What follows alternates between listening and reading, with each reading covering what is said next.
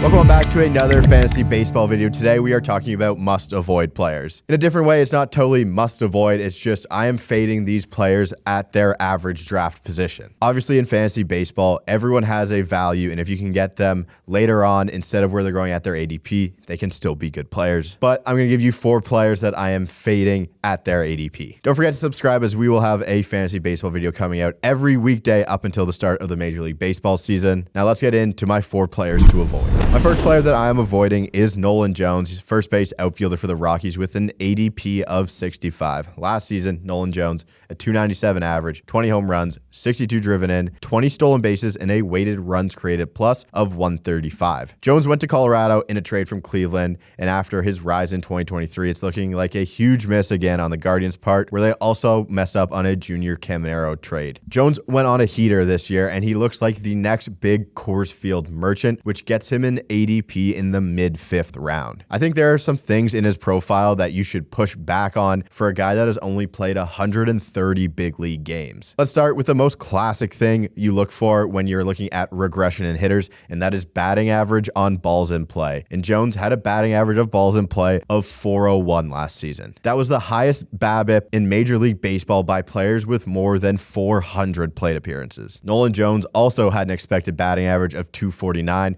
which is about 50 points lower than his actual average. The next thing about Nolan Jones was a whiff percentage and strikeout percentage under the 15th percentile. So he was able to make some big time contact when he made contact, but there is a ton of swing and miss in his game still, which pitchers haven't really game planned for. And now you see a lot more video on a guy like Nolan Jones. And I think there's a way to attack him differently as a pitcher going on into this season. Nolan Jones has the makings of a good player and a solid fantasy asset, as he barrels baseballs well and can steal a ton of bases. But in the 5th round, I think there are better and much safer options than Nolan Jones. I think there is some obvious regression coming his way with a big expanded role in 2024. I'll be fading Nolan Jones at his ADP. Next player I'm going to fade at their ADP is Zack Greinke, starting pitcher for the D-backs, and his ADP is 32. Last season, he went 17-9, 210 innings pitched, 220 strikeouts, an ERA of 3.47, and a WHIP of 1.12. I think Greinke is the easiest fade and the most obvious one when it comes to taking starting pitching early in your drafts. And one of the most obvious things about that was his workload in 2023. When you look back at the pitchers that stunk it up in fantasy baseball last season, it was a bunch of guys who had a ton of innings in 2022,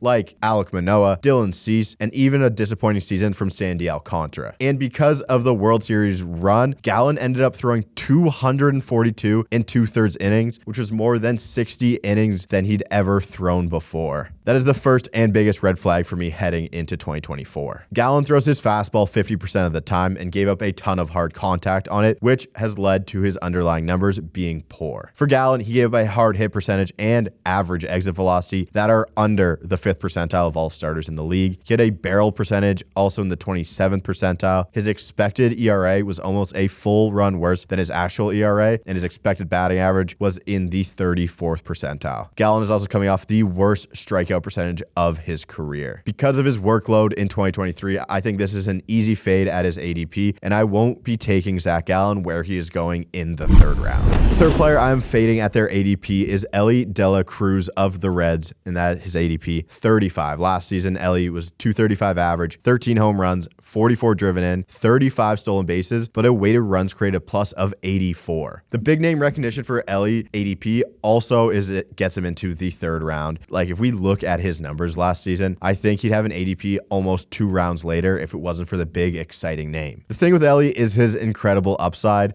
and those stolen base numbers are insane, but he swung and missed so often that we shouldn't be so willing to draft him in the 3rd round. He is the fastest player in the world, and you will get those stolen bases, and as well, Great American Ballpark is a great place to hit, but he has to get on with an 150-mile-an-hour single, or he's just going to strike out pretty much. Let's look at the advanced hitting stats from Elly that he ranked under the 30th percentile in all of baseball in. He ranked under the 30th percentile in expected WOBA, expected batting average, expected slug, sweet spot percentage, chase percentage, whiff percentage, and strikeout percentage. He does hit the ball crazy hard, as he has an average exit velocity and hard hit percentage in the 75th percentile, but he had an average launch angle of 3.5 degrees, which isn't going to help him hit home runs. Elly was also awful against left-handed pitching last year, And as a switch hitter, you'd hope those numbers would be better. He had a weighted runs created plus of 107 against right-handed pitching and a weighted runs created plus of 28 against left-handed pitching. If he doesn't improve and he didn't have the name Ellie De La Cruz, he would be sitting against all left-handed pitching on any other team. I think there are a ton of red flags in his profile, and his name value carries him to this ADP here, and will have your friends wanting to draft him even earlier than his ADP. I will not be doing that. I will be fading Ellie at his ADP.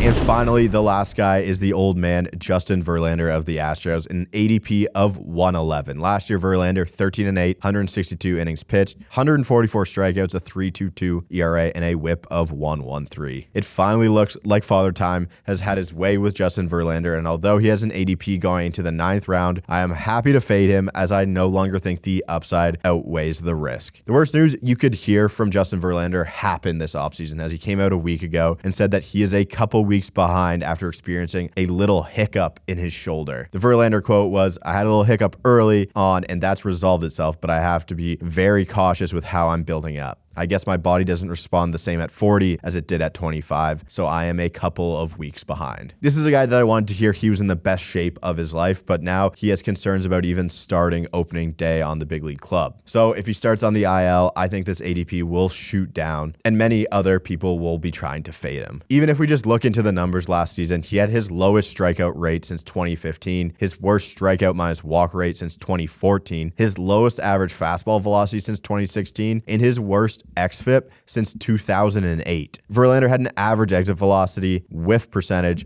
K percentage, barrel percentage, hard hit percentage, and ground ball percentage, all under the 40th percentile. Verlander also had a super low home run to fly ball rate, which I think is due to get worse in this upcoming season. I think you should take your chance on an upside guy when you get into the 9th, 10th round, instead of going back on old faithful in Justin Verlander at this ADP. Those are the 4 players I am fading at their ADP. Obviously, they still have some value and they could outperform their numbers from last season, but I think there is more risk than reward with some of these guys where they are going. Thank you again for watching. Do not forget to subscribe, and I will see you guys tomorrow.